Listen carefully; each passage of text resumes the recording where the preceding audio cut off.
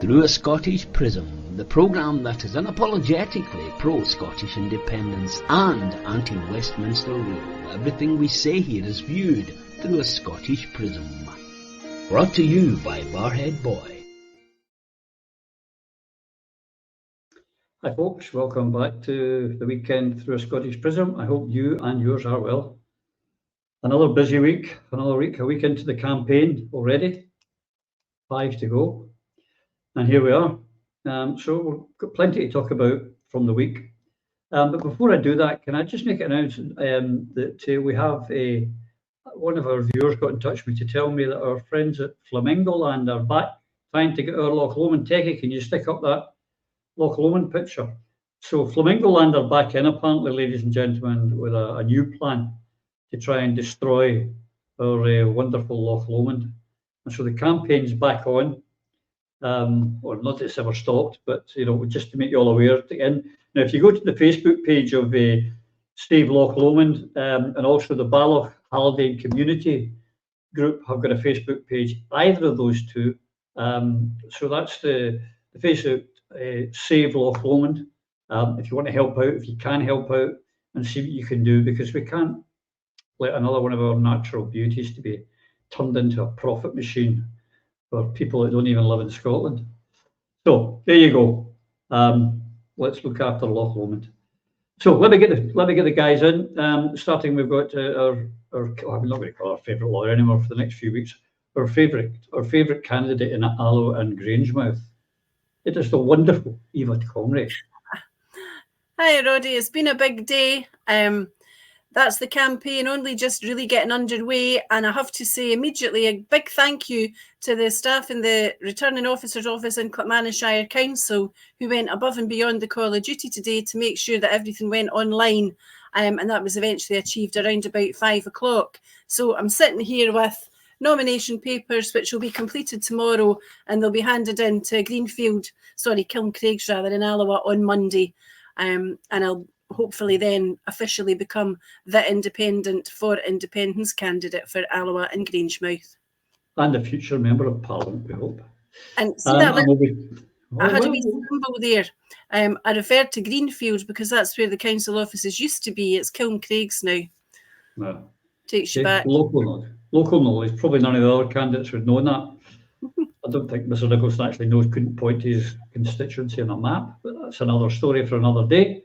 And we have from Edinburgh, of course, our Mr Quidden. Where are you? He owes me a quid. I love it. He just comes in, he owes me a quid right away. I'm really pathetic. I really am. Hi there. How are you doing? I'm doing good. How about you? Not bad. It's been an interesting week. All sorts of nonsense going on. But fantastic to know that Eva has got her papers ready to be lodged on Monday. It all gets a bit real now. I remember that from a few years back. Let's hope Sally has too. We'll have to go on the phone as soon as this goes over and find out she has. And the Wanderer returns. The Coatbridge Cavaliers actually back in Coatbridge from Washington and Brussels and God knows where, and Fargo and God knows where else he's been. I've been getting letters of complaint that you've not been about, Mr. Boswell. Welcome back. Aye, it's good. Sorry, I was a wee bit kind of otherwise engaged, running about, scooting about. It's kind of a good job. I'm dead lucky. Cracking. It's been a wee bit fun. I mean, it's been extreme as well because all these business meetings and like on expenses. So I've been consuming vast quantities of curried buttered swan and clarets of big jugs of claret. It's been great. So as a result, I've got my foot up right now because I've got the gout. And I got what is it called? Off a mate, which is probably entirely illegal. But I went to the chemist and they were like, I don't know, chocolate fireguard, diclofenac. Apparently it's quite strong. So I washed them down with a couple of pints of Guinness, but no red wine. So see how it goes. No, well, I think any tablets that begin with the word dick is a worry for me. Touché. Have you checked the ingredients? So anyway, great to have you back. Someone asked, have you sacked Phil? How can we sack Phil? He'll leave in a pine box. That's when he'll start. No. So anyway. Probably pissing into a bag and flying a burning Spitfire, hopefully. There we go. Right into the House of Parliament. Anyway, let's see how it works out. Right. Well, let's say enough of this frivolity. Let's get on, because we are in the middle of a general election campaign. It has started. We're under starters orders, and I think it's really right to come to you first, Eva, because your campaign's underway. All that stuff, the leafleting, the canvassing, all that stuff. I can smell it. The smell of battle. It's wonderful. Are you excited? I'm excited. We've got the leaflets, posters, business cards, a whole load of stuff already available. So it's been a hectic few days. Lots of people showing interest, signing up to help, doing all the usual things that you do, whether it's canvassing, leafleting, just talking to people, chatting doors. I was out delivering leaflets myself for a wee while today, and it was good. It was nice over in Torwood, which is part of the constituency, obviously. So a lot of interest, especially when you explain to people that you're an independent candidate and you don't owe your allegiance to any particular party. There's also interest insofar as so far I'm the only female. So it'll be interesting to see whether or not that remains the case. But if I am, I'm looking forward to taking on the men on every aspect of this campaign, whether it's from women's rights to Grangemouth, poverty, equality, you name it. I'm up for the fight, and I think it's going to be a bloody good campaign. So, you've not got a Green opponent yet? I don't yet, but I anticipate that there will be one. I hope that there is, because it'll give me the opportunity to point out that Patrick Harvey does actually know the difference between men and women, because he was complaining earlier this week about a debate that was only featuring male leaders and male interviewers. So evidently he's come to his senses and realised what the difference is between the two sexes. Well, if you've got a Green candidate, you might not be the only woman. Whatever, you just don't know, do you? Maybe that was it. Molly Stan. Was it Molly, the one that had the wee tantrum? Well, they left. She left. She left the Greens, didn't they? Anyway, Lloyd, have you picked up anything, a theme or anything in this election? And sometimes you remember we had ones about the rubbish in the streets and the pound in your pocket. There's no sort of theme in this one, isn't there? No, there's not a theme. Well, if there is a theme, the theme is leaders making drastic mistakes at the very beginning of their campaigns. I mean, John Swinney backing Michael Matheson, Keir Starmer not knowing whether or not Diane Abbott is standing, whether she's a member of the Labour Party, whether she's an evil monster, or whether she's a great, wonderful person who broke all the glass ceilings to get herself into Parliament. And then you've got Sinak pretending that he likes travelling by train. The whole thing is, it's not like an election at the moment, but in Scotland it's about to become an election, a very, very important election, especially when Sally Hughes and Eva lodge their papers on Monday and kickstart what needs to be a questioning campaign, because too many of the politicians are not telling us what's going on. And I know that Eva and Sally have got plenty of questions to ask. Yeah. Phil, I can honestly say I've never been less, with the exception of our friends Sally and Eva, I've never been less enthused about an election. Has this been appealing to you? That you're getting excited? No, nobody is. No one's. It's barely taking notice, possibly because they're all skint and can't really afford a real campaign, except some people who may be doing rather well out of this. But I'll leave that for others to comment on, and should have a good campaign in spite of not being establishment. But I get something in through my mailbox, and it's Scottish Labour's letter, right? And tell them what they're this is what they're going to do. Okay, this is what we'll put money back in your pocket. And when I read it, I turned around, I just wrote pair of plums and drew a scrotum around this pair of plums, man, because this is what they've done, right? This is what they say, right? They start off with, Labour will put your money back in your pocket. Fight for real help now to tackle the cost of living crisis. Fight for real help. Fight for, not supply real help specifically addressing these issues, that issues, fully costed mandate, resolving some of the horrendous issues faced by our people. Second one, campaign for better local services. If you want in power, you don't campaign, you deliver, you clown. The third one with the green part of the windmill on it, work to create new high quality jobs. What's your promise? What you delivering? You pair of scroats. Absolute garbage. The next one, promote our high streets and local businesses. Genius. Pair of geniuses. I don't know who came up with this utter pish, but then the last one, oppose SNP tax hikes and Tory mortgage bombshells. Nothing creative, nothing positive, nothing specific, no plan. This is the same old crap, and it will continue to get worse for the people of Scotland. These muppets cannot be trusted. So no, and that's all I'm seeing for everybody. The only people I'm seeing doing good stuff are people like Eva and Sally and the few others that are now standing up, thank God, to give some bloody noses out to these wastrels. Yeah.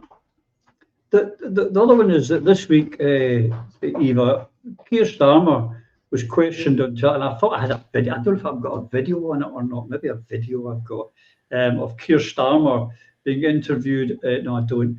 Of someone said, "Well, if you're needing, why don't you tax the top 5% percentile of people in the UK?" And he said, and I quote, "We can't afford to tax them. It's too expensive to tax them." What did he mean? He was simply confirming that he's a Tory. He's not going to tax the top 5% earners because he wants their support for his party, which means that the century-old Labour notion that you tax from the rich so that you can cure society's ills is no more. We've said it so many times about the fag paper exercise. Let's forget about it. It's abundantly clear that Starmer is a Tory in disguise, and he's not even that bothered about hiding it anymore. There is nothing within the Union for Scotland, absolutely nothing. That's why this should have been the independence election, and I'm damn sure that in places like Clackmannanshire and Grangemouth and for Sally up in Perth and various parts of all of Scotland, people will be talking about the desperate need for independence, but we should have a plan as to how we're going to achieve our country's independence. And what it should be is about independent candidates and candidates from political parties being united in their opposition to the Union, not falling out with each other. So I think Starmer will make a very poor fist of things as a Prime Minister. I don't expect that he'll be in the job for particularly long. He's promising nothing because he's going to deliver absolutely nothing. Today and on Friday, obviously, he was talking about his great plan for Great British Energy, which in effect is not going to be an energy company. It's some sort of investment for corporate or private interests, it seems. Although it's a state vehicle, it's designed to make profits for other people because he's not in a position to say that our energy will be owned and run by the state. But he's pretending that he is and pretending he's going to bring some great benefits when actually it's just a smokescreen, which will quite possibly, if it ever came around, do Scotland more harm than good. So it's high time that Scottish resources were owned by and delivering for the Scottish people, not for the rump of the UK when it's pretended every now and again at elections that Scotland actually matters. I don't know how many times Starmer's been up here this week, but it's at least twice. And it's kidology, it's lip service. They don't mean it. If they meant it, they'd be doing things that were constructive and they would have proposals for alleviating or eradicating poverty, for example. They would be taxing the rich. They would be talking about improvements that could be made across the whole of the UK relative to housing and education and transport and, a multitude of things that affect us, including the NHS. I think that we're likely to see the NHS become ever more creepingly privatised under Labour. That's certainly been the suggestions that have been made by various Labour people this week. So they are not the Labour Party of old, that's for sure certain. Yeah, absolutely. If they were to start an energy company, they will just do. I'm old enough to remember when we had Britoil, which was to be our national state oil company. As soon as the Tories got in, they sold it to BP. That was it, gone, and it was moved from its headquarters in St Vincent Street down to London. They just left a metal plaque and pissed off it to London, and they would do the same with us. But they really are, Labour, they get upset when you call them the Red Tories, Lloyd. But here, I'd just like to hear this wee video, a bit of it, of Rachel Reeves, who is down to be the next Chancellor. The most pro-growth, the most pro-business Treasury that our country has ever seen, with a laser focus on delivering for working people. Today, more than 120 senior business leaders have signed a letter expressing their support for a Labour government. Across the world of business, Labour is being recognised as the natural partner of business.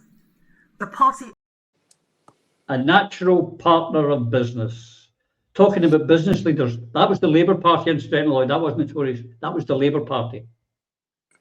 Yeah, it was the Labour Party quoting a letter where 120 people who have businesses that are not within the top 100 of the FTSE or are quoted in any kind of a way.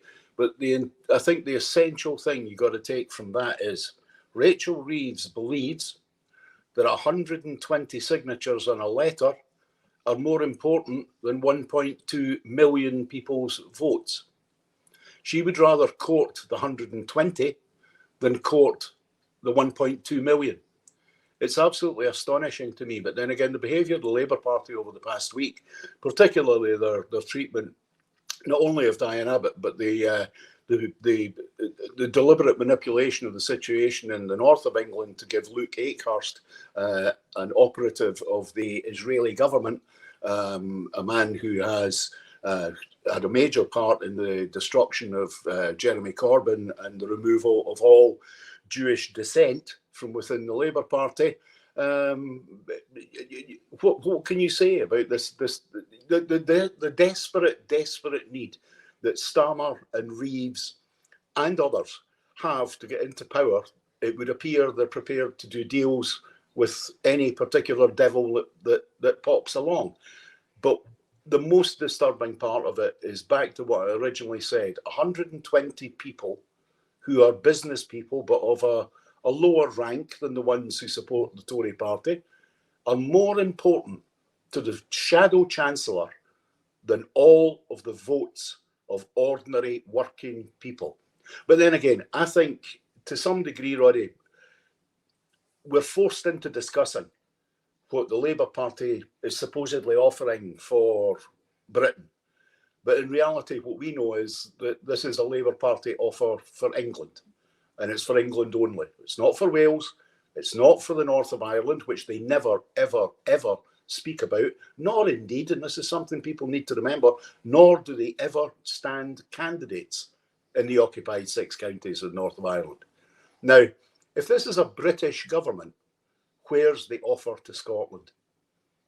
The only offer we've got, particularly with regard to this proposed energy company, I believe Nicola Sturgeon mentioned something about an energy company some years ago, but that did not come to pass. Surprise, surprise.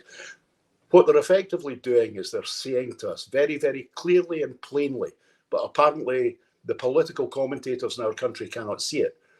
Scotland will, through its energy richness, will be providing the necessary money for Keir Starmer and Rachel Reeves.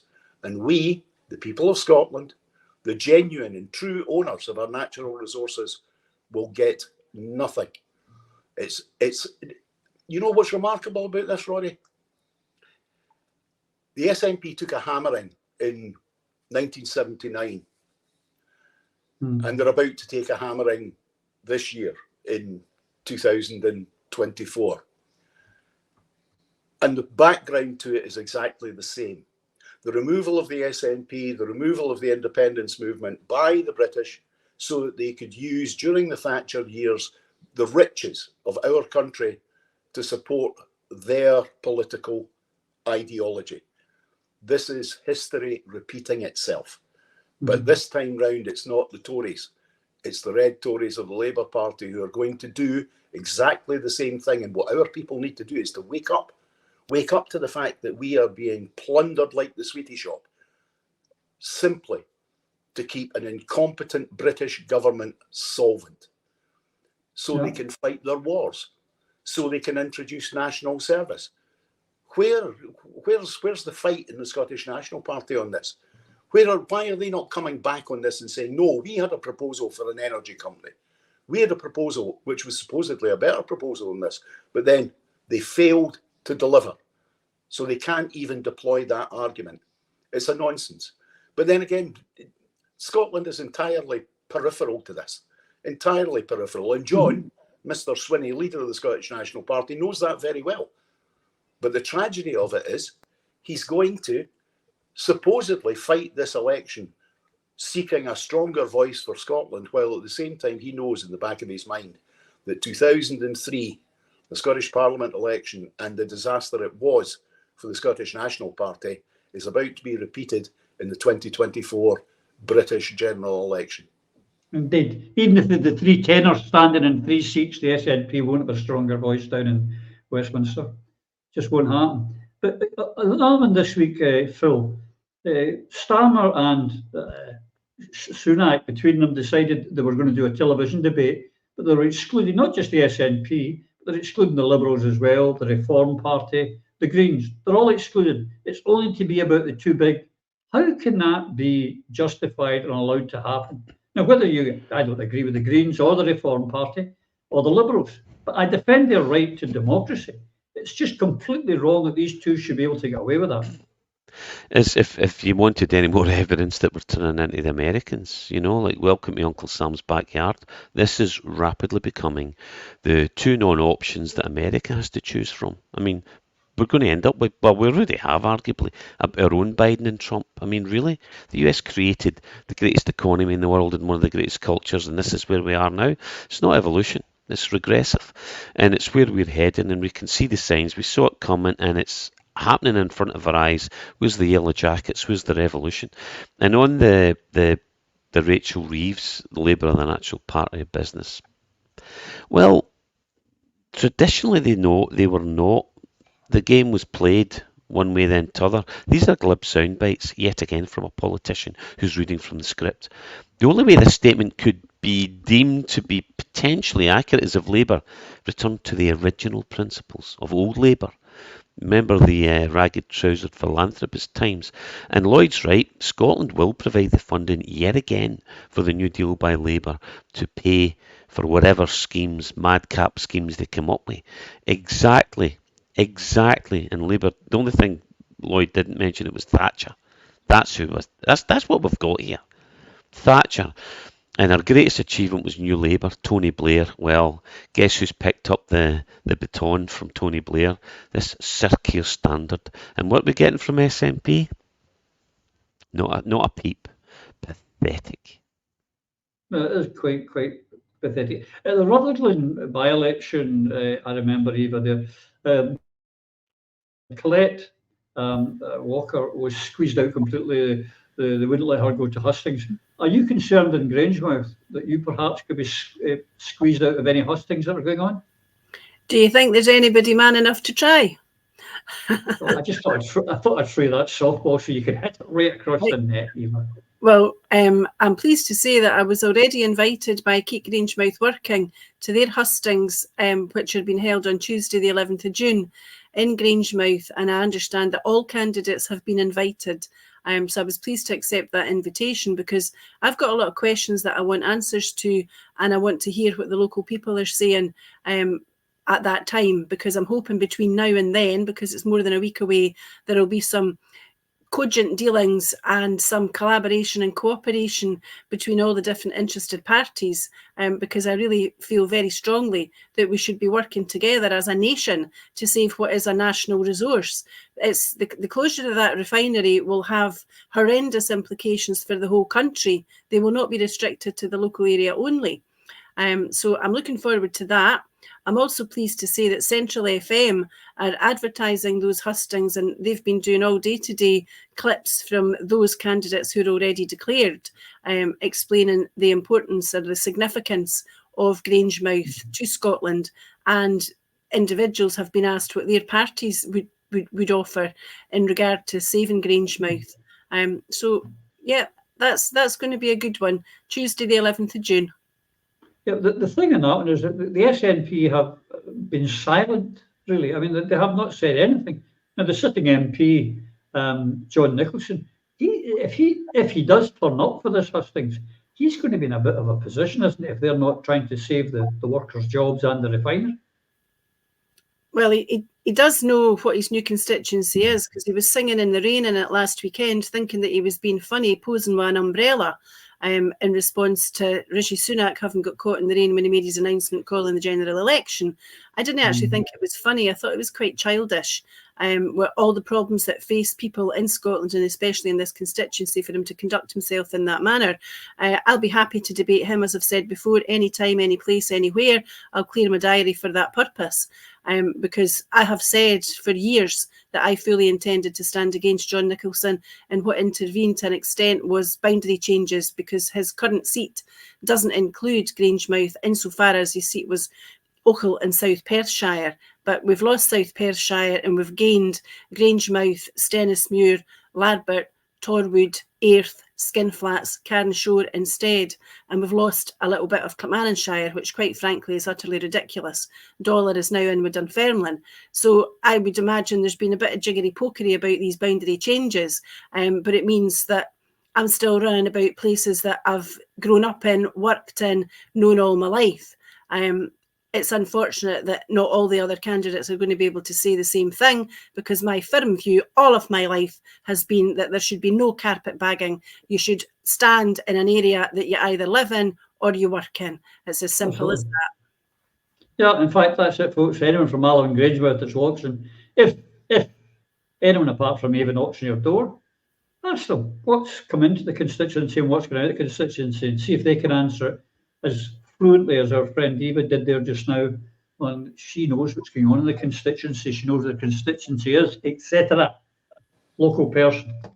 Lloyd, the fact that the Labour Party, by default, is, everyone seems to be thinking that they're going to get a majority, and a thumping majority. I'm not so sure. I don't know. There's a lot of, for example, Jeremy Corbyn have another 18 independents standing. We've got Independents for Independence standing up here in Scotland. We've got George Galloway's people standing all over England, and one in Scotland, I believe, as well now, against our Eva, funnily enough. And we've got, so there's a lot of things that could go wrong, and the Labour Party's play with in Gaza is not helping. Could it be a 1992? I'm not saying the Tories will stay in power, but could it give us a shock result? I'm very loath to make, particularly in these circumstances with such a short campaign and the disasters that have happened for all the party leaders this week, including that numbnuts Ed Davey. I'm not really in the prediction business, other than to say, I think we all know very well the turnout of this election is going to be very small. Yeah. And one of the reasons in Scotland for that is there has been no action taken on achieving our national freedom.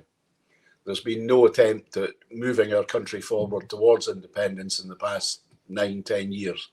And as a result of that, people who firmly believe in those principles will probably not come out to vote, except for the likes of Eva and Sally Hughes.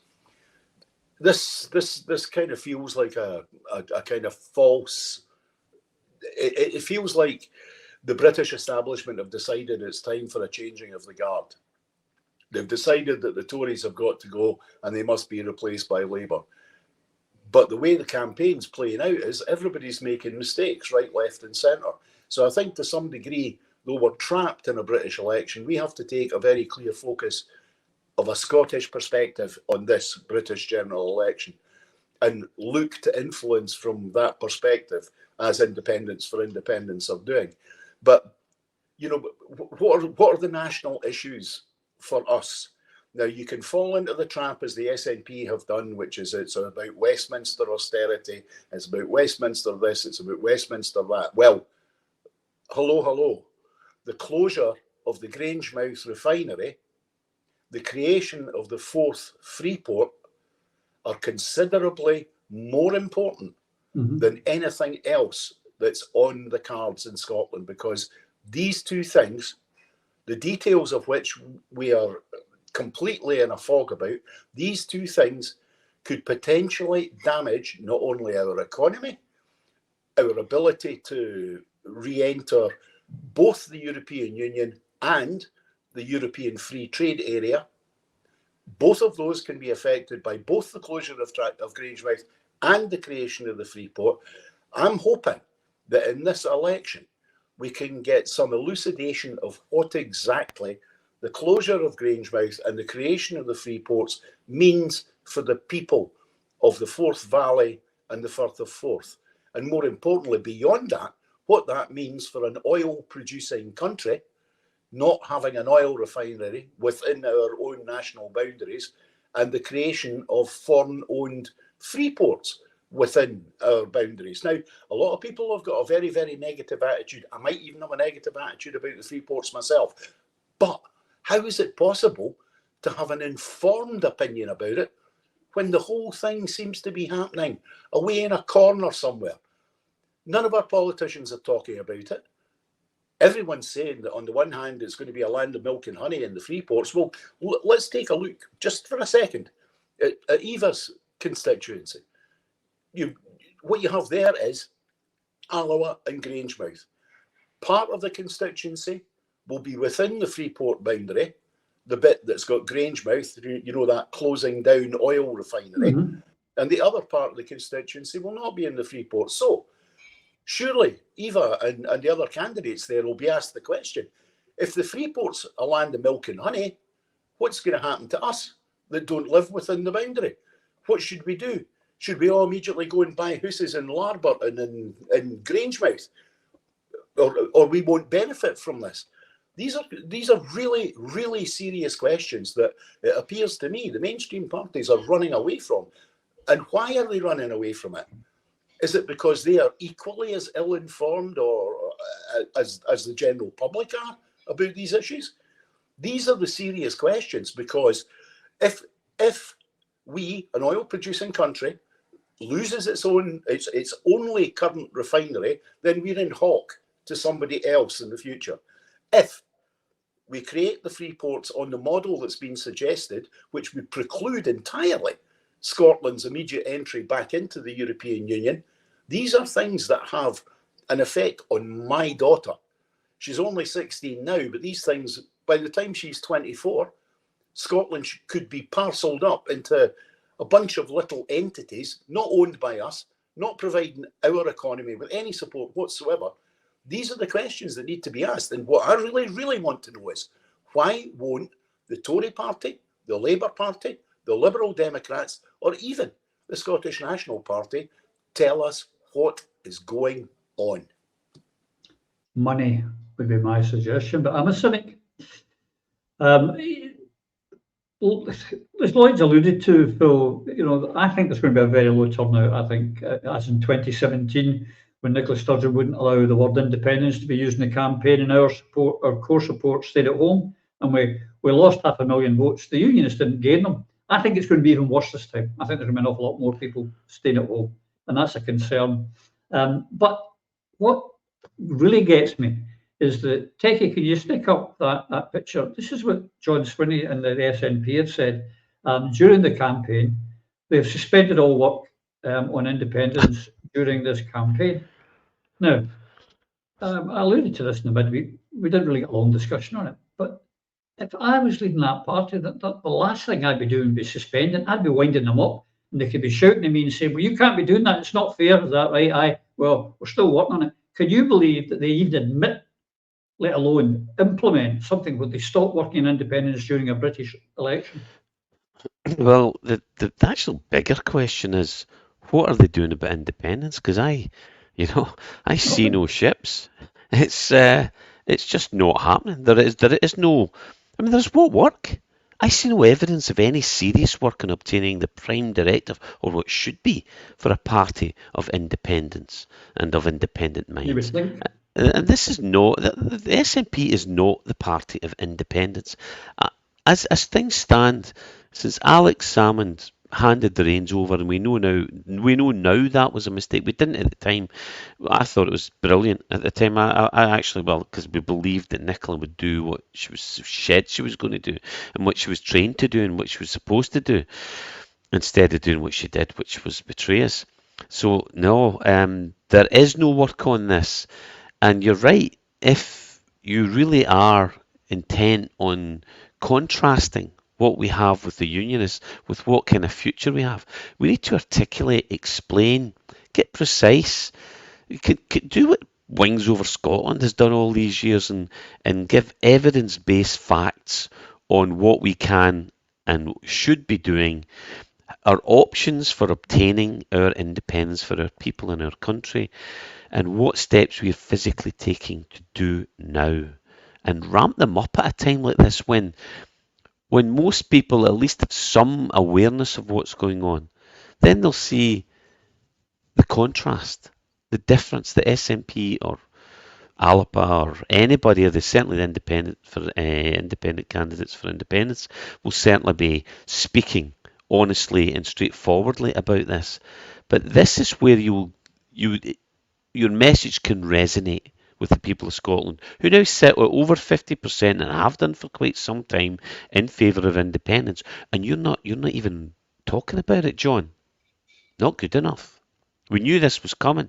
We knew John was just more of the same. He's failed in the past, and he continues to fail. And my question is, why is he there? And we know the answer. But if what they say is true, and they seek independence, and they really want to become the party of Scotland, then why are you led by a loser? Why are you betraying the principles that put you where you are? All you're doing is giving us lip service, and very poor people now in charge of the SNP. Good at looking after number one. That's the only thing they're good at, looking after themselves and being loyal to the cause, which used to be independence. But sadly, that is no longer the case. So they can all jog on. Yeah, but Floyd was talking earlier, Eve, about the party leaders making mistakes, and they are. But the problem we've got in the UK, and it's the same in a lot of Western democracies, we have a corrupt media. That's the bottom line. Otherwise programmes like this, for example, wouldn't exist if we had an honest media. And they won't amplify and show the people, the average, not the Anna actually, but the average won't hear about it. And they won't show up the lies. Now, Mary McCallan this week again, and she's not alone in the SNP, who's talking about SNP, the only party that will take you into the European Union. But you can't do that, Mary, if you've got free ports and you've got special economic zones, and if you're using the pound sterling. We've had Neil Hanby saying, the Alba party, the only party are supporting independence. Well, I think you'll find the ISP are. So they get away with these, and it's a general election time. I just want some basic honesty, Eva. Is that too much to ask? You're saying what we're hearing on the doorsteps and in the shops and in the petrol stations every single day. People have just lost trust in party politics because they know that what you listen to is basically spin and sound bites. And you know that it's about party loyalty, and it's about who knows where the secrets are hidden, who knows the skeletons, all this sort of stuff. And it's less and less about integrity, honesty, and what you can do for your part of the country or for your country. And that is why there is an attraction to independent candidates, particularly in Scotland, where there is, I think, a majority in favour of independence. But that majority in favour of independence has been built up as the result of a lot of hard work over many decades. And it's in jeopardy because of the performance of most of the SNP politicians in the last few years. And they continue to jeopardise our country's future because of the fashion that they're behaving in now. I mean, Mary McCallan is over-promoted. She shouldn't be in the job that she's got. And this is not the first time that I've been obliged to say that. And that's got nothing to do with her age. It's got to do with her ability, her qualifications and her knowledge. She's like so many others in the Scottish Parliament that stand up and read a speech. They cannot apparently speak from the heart or from memory or knowledgeably. And I think this is yet another instance of that, where she was shoved in front of her camera and somebody told her the words to say, and so she read them out, and that was that, without the intellectual capacity to research and understand for herself that what she was saying was guff. You don't get back into the EU in the circumstances where you've got free ports, green or otherwise. And there's a multitude of reasons why that's a bad thing. So in terms of the EU, it's not even particularly popular in Scotland now. There are a lot of people who have turned against it. So for the SNP to say we're going to get back in there is just utter bunkum. It is just a soundbite. I'm fully in favour of EFTA. Who wouldn't be? There aren't any pitfalls there for us. But in relation to politicians generally, they need to all start telling the truth and stop pretending that they're somehow unique. The SNP are unique by mainly being an independent supporting party that does nothing to promote it. So, maybe there's hope that there will be an element of unity, if not before, then certainly after the general election. The best thing, though, would be if some of the promises previously made by Nicola Sturgeon and others after her were fulfilled. And the number one is that constitutional convention. It would be a really big thing for John Swinney to do, to announce a constitutional convention and to create it this weekend and have that up and running and people talking passionately and with vision and imagination about the future that our country could have. What it shouldn't be is more knockabout Punch and Judy politics where everybody's saying my plan for independence is better than your plan for independence. The plan for independence should be a unified campaign led by somebody driven by their heart and by their brain with courage and determination to take our country to where we should be. Then we can have that energy company and the house building company and we can feed our people.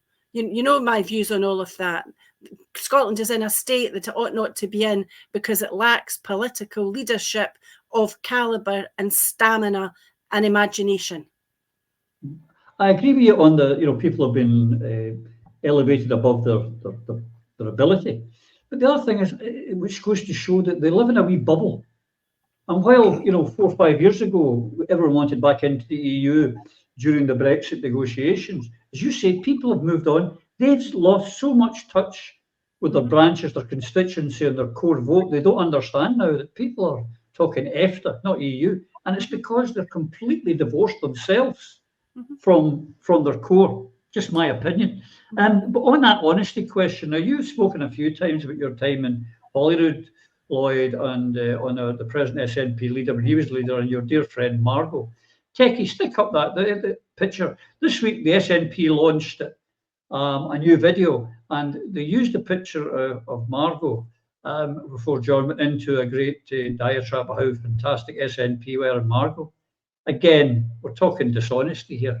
And this is hypocrisy on steroids, is it not, Lloyd? Completely. And I hope that Margot's 2 daughters will be taking legal action against the Scottish National Party for using their images in that picture, never mind the image of their mother, most especially given the way that she was treated by the current First Minister and, more importantly, the previous First Minister.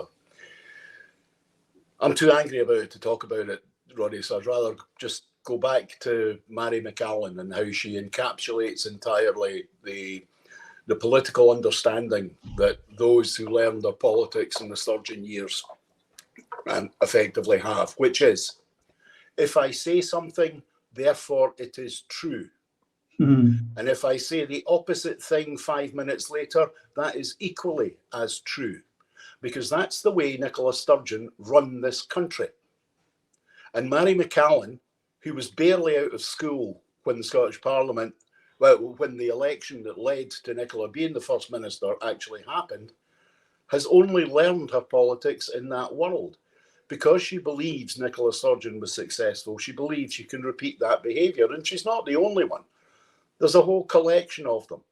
And if you actually watch them over the days, they say one thing and then they say the opposite 20 minutes later. And then when challenged on it, they simply say, yeah, but that's the current position. like the previous position, which was 5 minutes before, wasn't the current position. It's astonishing. But it's directly as a result of having a managerial class. And this goes back to essentially the difference between the Scottish National Party activists and the Scottish National Party politicians. In the run-up to an election, at any time when I first joined the party, right through to the point where I was elected in 1999, you heard there was going to be an election and you got excited about it, because the first thing that came into your mind was the possibility of delivering the ability to build a future for our people and our country. Those were the things that were in your mind. What can we do? If this is the time, what can we actually achieve? And people would exchange ideas. Since Nicola Sturgeon and the creation of the likes of Mary McAllen, ordinary members are not allowed to think like that, because they have handed the power to the Mary McAllens and the Hannah Bardells and the, oh God, you could name hundreds of them. And I've given them a position of status and knowledge that they simply cannot match.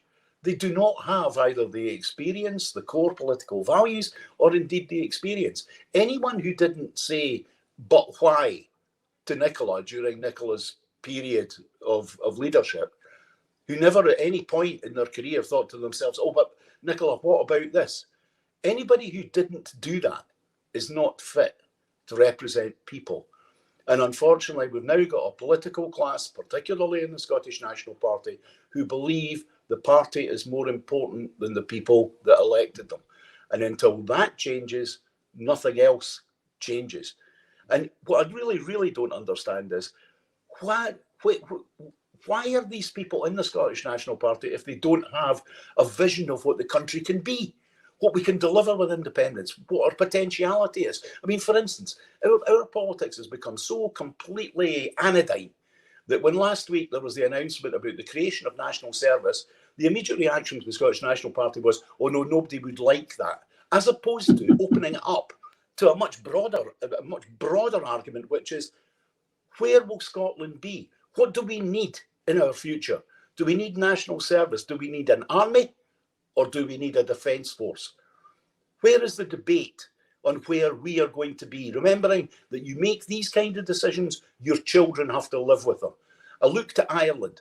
Ireland has had 100 years of being a neutral country, where its defence force personnel serve across the world in peacekeeping duties, in disaster situations. And as a result of that, the Irish, because of their army and their general approach, their army not being an army, it's a defence force, are admired by people across the country, because what they do is they do not train their children to go out and kill other people's children. What they do is they train their children to defend their country. And when they're not defending their country, they're giving aid across the world, providing peacekeeping troops in southern Lebanon, where the Irish Defence Forces have lost upwards of 30 soldiers in the past 50 years, mostly, in fact, 99% of the time, to Israeli fire. I would rather we were having a debate about where we want to be as a country in terms of defence, rather than the knee-jerk reaction of, oh, I don't think young people would like that. Excuse me, Mary McAllen, excuse me, Scottish National Party. Start talking to people about the big ideas. Stop this nonsense of playing constant British politics that lacks a vision of the future. Because old-timers like me, every time an election was called, we thought, we visualised what we could be. We saw the saltire between the flag of Saudi Arabia and Senegal outside the United Nations building in New York. These people have never conjured that image in their mind, and until they do, they're not fit for purpose. No, you're right. And talking of big ideas, this week, Techie, stick up that picture. Phil, the former First Minister, Nicola Sturgeon, during this launch, she said that, and I quote, independence is nothing in itself. Independence is worth nothing in itself. That from a former 9 years leader of the Scottish National Party. For the third time, I'm repeating it, folks. Independence is worth nothing in itself. Do you want to answer that one for me, Phil? But there's no answer to that. That is absurd.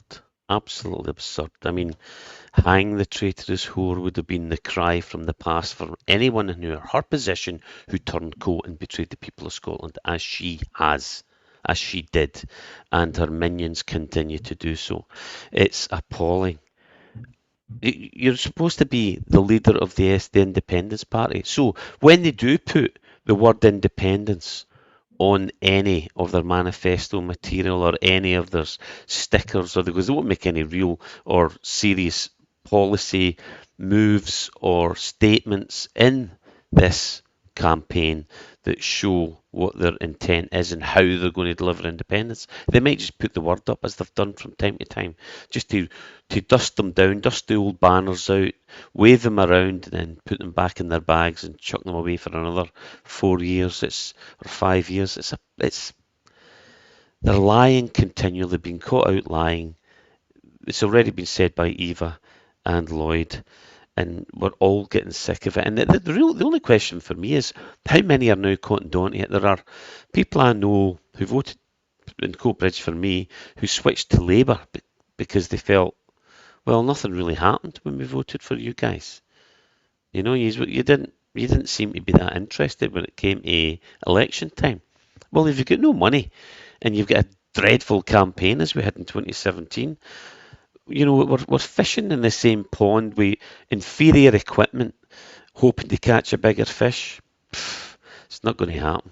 They deserve that bloody nose, and I hope it comes. And there's what I'm interested in is understanding how many more people have cottoned on to the fact that the SNP are lying and have betrayed the people and the country of Scotland. It's unforgivable. It is. Eddie, can you imagine, Eva, in a room in the days gone by, God bless them, imagine a room with Margot, Winnie, Margaret Bain, and Nicola Sturgeon getting up and saying independence itself is worth nothing. Can you imagine what would have happened next? There would have been tables overturned and chairs flying through the air and goodness knows all what. It's so sad to see how far some people have fallen. And you remind me that, I think it was earlier today, John Swinney made a speech about how he had certain demands for Keir Starmer after the election on the assumption he would be the Prime Minister. And the demands were that there should be an emergency budget and there should be funding for the NHS, a whole load of other stuff. And honestly, you're reading this with utter incredulity, thinking, but man, your job is to create the movement towards independence and make this an independence election. Your job isn't to continually go with a begging bowl to Westminster, begging to get back more of our own money. And Stephen Flynn didn't do any better. He was commenting about how I think Keir Starmer had come north in a private jet. Well, he's got the ability to come and campaign in Scotland because Scotland's part of the United Kingdom, because people like Stephen Flynn didn't do a good enough job fighting to make it independent. So actually, the SNP have got no right to complain because they've got no plans. I think that they're still talking in terms of a Section 30, which is not what their grassroots members really want. It's certainly not what the people of the movement want. The people of the movement want action. And they want it now. They're fed up waiting for it. And people are dying in Scotland unnecessarily because we are so badly served by our political representatives. There are figures out every week in respect of poverty, drugs, alcohol, deprivation, poor educational issues. You know that there's now an ongoing issue in respect of the number of teachers jobs that are being cut. You know, think about that. Teachers' jobs are being cut. In this land of plenty, we're not going to be able to teach our children properly. We can't employ all the teachers that are currently qualified. Waiting lists in hospitals are becoming unmanageable for some folk. I was speaking to a neighbour the other day who's due to have a fairly minor but pretty important operation, and the waiting list is between 9 and 12 months. That is probably a short wait for her compared to other folk who are waiting 2 and 3 years for artificial hips and artificial knees and the like. This is not the country that Scotland should be. We've got billions coming out of that North Sea. We've got whiskey, forestry, tourism, you name it. That money in the main is bankrolling the south of England, and it'll continue so to do. And those people who've been elected to change that position should be hanging their heads in shame that they're now conducting a campaign where they're saying, make Scotland a Tory-free zone. Get a grip. Make Scotland a free zone in its entirety so that we are out of that union. That's the job that should be getting addressed. Yeah, I wonder why the SNP do this, Lloyd. They're talking about, get rid of the Tories, which means you're going to have Labour. I mean, that's just a fact. Whether we like it or not, we can have every SNP. It's still going to be either Labour or Tory government unless we go for independence. But you alluded to it earlier, this guy Akers. I want to play a quick video, a couple of videos here for you, because I want to know, is the British Labour Party, they're certainly not looking out for Scotland's interest, but are they looking out for even England's interest, or are they more interested in looking out for another nation's interests? Because this candidate of the Labour Party who's been parachuted in, it doesn't only happen in Scotland, there's parachutes down in England as well. There's a guy in Akers who you mentioned, and this is from Al Jazeera. Never see it in the BBC. Oh no.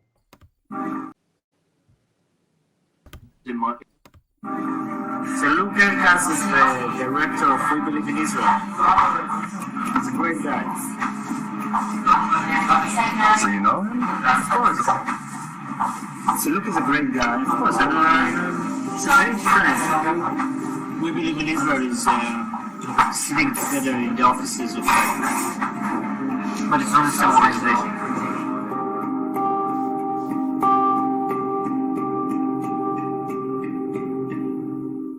He's a great campaigner. He's one of the best in the inside, in all the parties. There's not a lot of people like him. And Luke asked him if he's keen to. Can I mention your name towards Luke? Shai also suggests that Robin contact Michael Rubin to take forward the idea of attracting pro-Israeli young people to labor. Drop to Michael an email and tell him you're keen to do that, to just take your umbrella. Then you need a business card, that's it.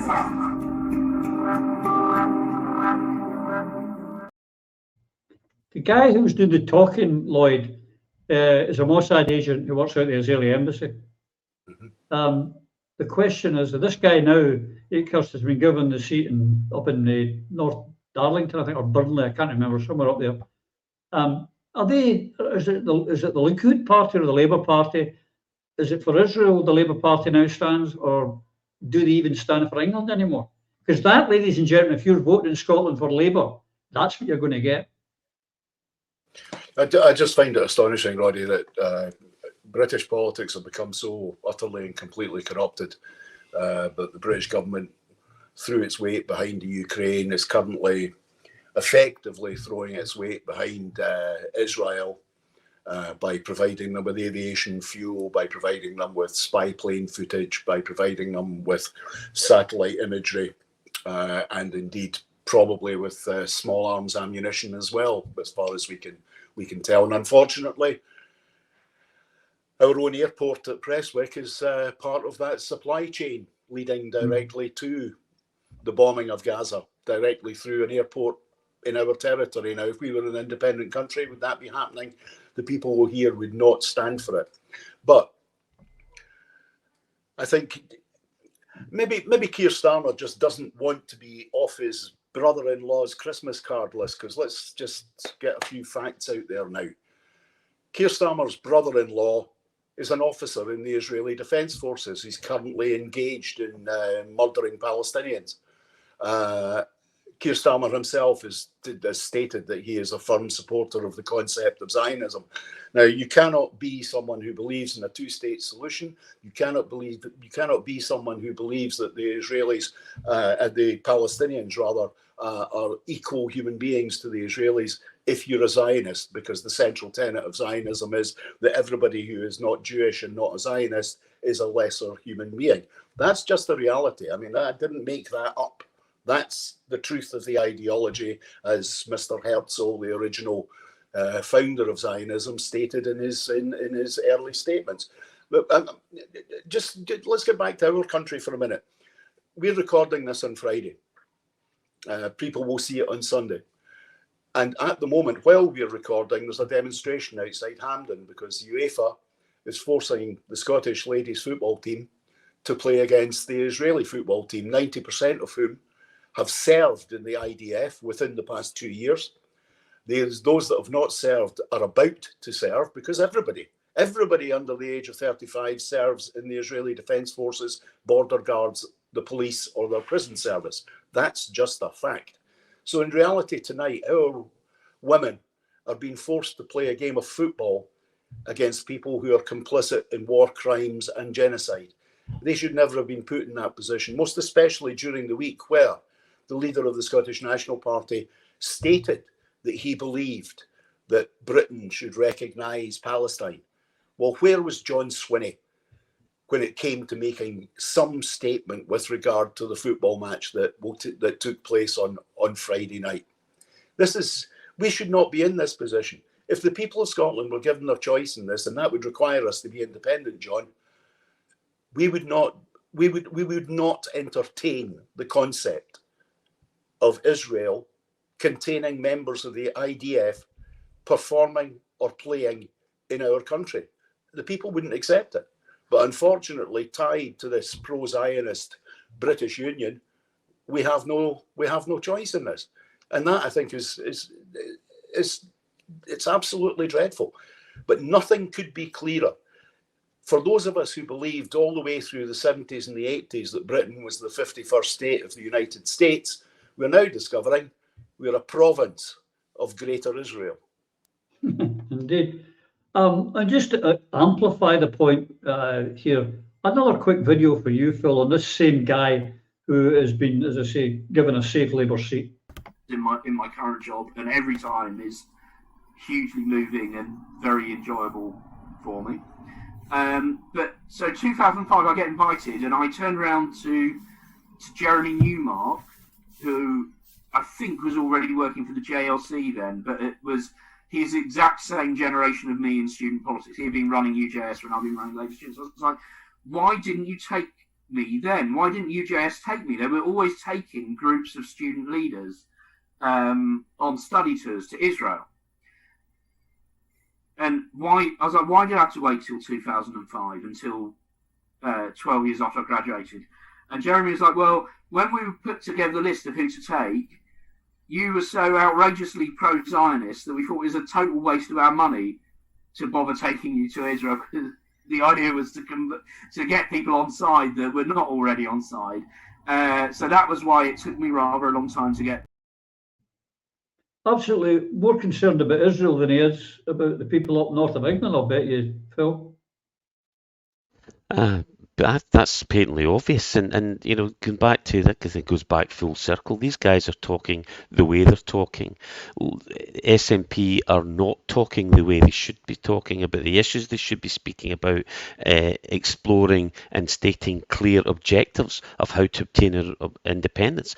This guy is obviously absolutely dyed in the wool. And instead of Labour talking about the original socialism and its link with industrial socialism, and not this usury we see now that is practiced by the shysters who created and they generate nothing other than Mr. 10 to 70%.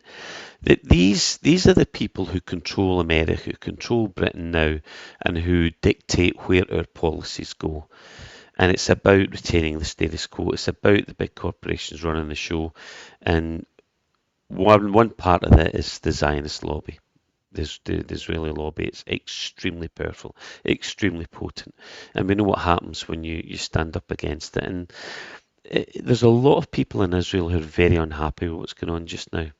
Now, that's somewhat of an understatement when you think the people of Palestine are going through. There's no comparison. This will not change by getting people like this in power.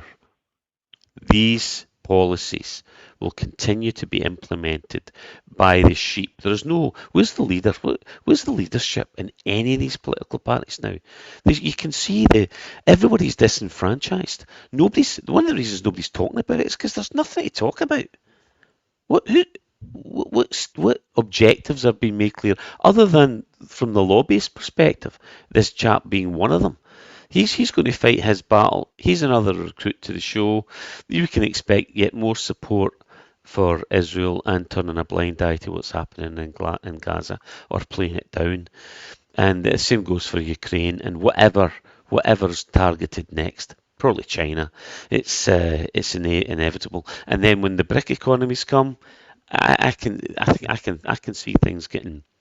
When I'm talking about when they actually float their currency, I can see even more dirty tricks being practiced by the West. We're in a downward spiral, and when we get desperate, I fear what we're capable of, because these people, with the war in Ukraine and what they're doing in Israel, are driving us closer and closer to nuclear catastrophe.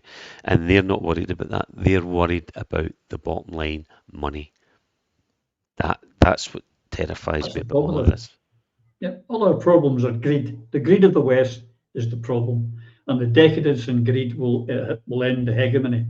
Last thing here now, our clock's beating us as always.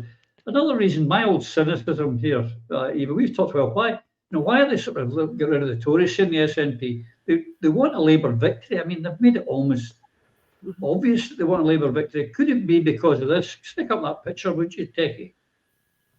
Because here we are, the party of LGBT equality. Deliver full trans-inclusive ban on conversion practices. Strengthen the law so that LGBT crimes attract tougher sentences. Modernise the process of gender recognition, there it is, and build the NHS that works for the LGBT people. Never mind the ordinary people, but the LGBT people. Could it be that this is the reason that the SNP are not interested in India? They're more interested in their core policy, which is GRR and gender issues, and that's why they want the Labour Party, and that's why they want the Tories out. Or am I being too cynical again, Eva? I don't doubt that this is a contributory factor. The awful hard fact of the matter is, as we've said before, the Scottish legislation is only parked. It hasn't disappeared. And it might be that Labour are perfectly happy to allow it to be resurrected and lift the ban that was imposed earlier. I mean, it's not so long ago that David Lammy was conflicted in relation to whether trans-identifying males, to whom he referred as trans women, did or did not have either or both ovaries and a cervix. Keir Starmer has been in a similar position. So at the moment, when you see within the Labour Party some moves to dampen down the controversy around these areas, it is only because we know there is an election on the cards. And we also know that the vast majority of the people of the United Kingdom oppose self-identification if that enables men to identify as women and then usurp and use women's services. So by no stretch of the imagination is it transphobic to say that a man is a man and cannot change his sex. Nobody has ever changed their sex in the history of the universe. Nobody ever will. And it certainly shouldn't be something that influences an election, but I have no doubt that it will. So I have no qualms whatsoever in saying that I am an adult human female. I will never be an adult human male, nor will any woman that I know. And it's high time that we had common sense, adults back in the room. The Women Won't Wheesht and Women Won't Ever Wheesht books that have come out this week are fantastic. Huge efforts by so many women that are real luminaries and very, very strong characters who have been to hell and back as the result of this awful, divisive, destructive debate. So I know that many of these women support me. They've been in touch over the course of the last few weeks to offer their support in my campaign. And I'm really pleased to hear that and to receive that support. I know it'll continue. Absolutely. And we wish you well, and Sally, and of course, Alan, up there with his Not My Parliament, which I believe is spread in several constituencies. Have been in touch with them. So that seems to be taking root as well. We're delighted. And to the parties, and I know you watch this, it's your own fault. Help slap it into you. You've brought this upon yourself. That said, I've got someone on my midweek show coming up from the ISP, someone from the SNP, and someone from the Alapa Party. And I will give platforms to all these people. And I say to you, unionists, and you do watch, although you're all listen, why when the live chat's on, put in your rubbish. Don't wait till the show's over, then put in the comments because you're scared to get challenged. That's unionism, cowardice. We'll be back midweek. And until we see you and yours, take care. Through a Scottish Prism, the programme that is unapologetically pro-Scottish independence and anti-Westminster rule. Everything we say here is viewed through a Scottish prism. Brought to you by Barhead Boy.